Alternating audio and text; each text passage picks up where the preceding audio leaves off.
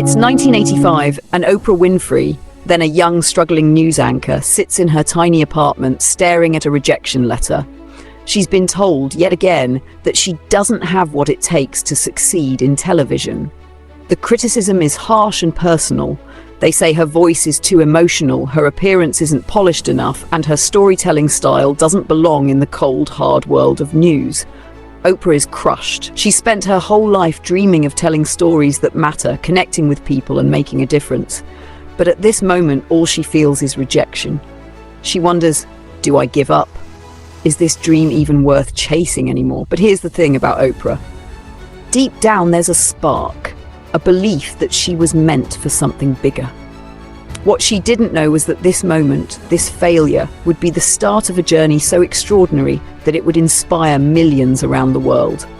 Before Oprah became the media mogul we know today, her life was anything but glamorous.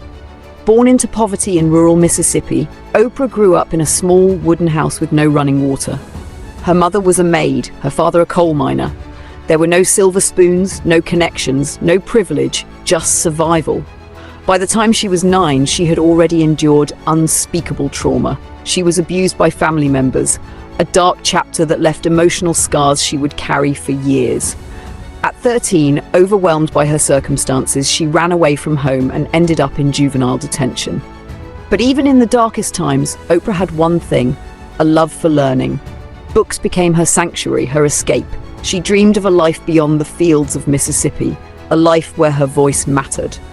Oprah's first job was at a local radio station in Nashville. She was just 17, but her passion and natural charisma caught people's attention. This led to her first TV job as a co-anchor for a local news station. It was a dream come true, or so she thought. In her early days as a news anchor, Oprah struggled. She didn't fit the mold of what a news anchor was supposed to be.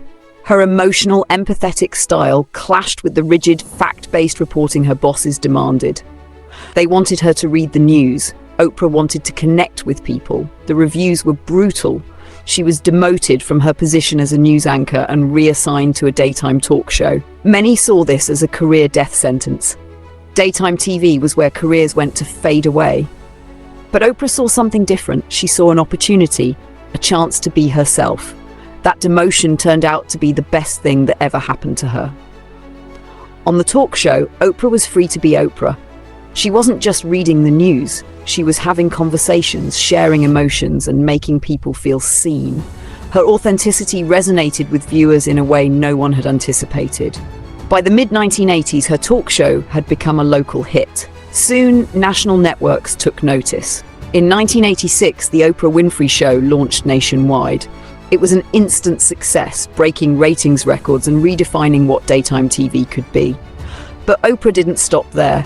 She used her platform to tackle taboo topics: racism, abuse, mental health, and self-improvement. She didn't just entertain, she educated, empowered, and uplifted. Even as her star rose, Oprah faced criticism. She was often mocked for her emotional style, her weight, and her willingness to address controversial topics. But she didn't let the negativity stop her. She turned every insult into fuel for her ambition. In the 1990s, Oprah made a bold move.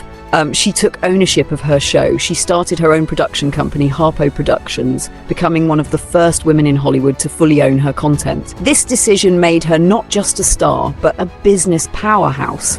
She used her influence to launch new careers, promote unheard voices, and give back to her community. Oprah's journey is a testament to resilience and reinvention. She could have let rejection define her. She could have given up when the critics said she didn't belong. She could have stayed small, kept quiet, and accepted the limits others placed on her. But she didn't. Instead, she turned her pain into purpose, her rejection into redirection.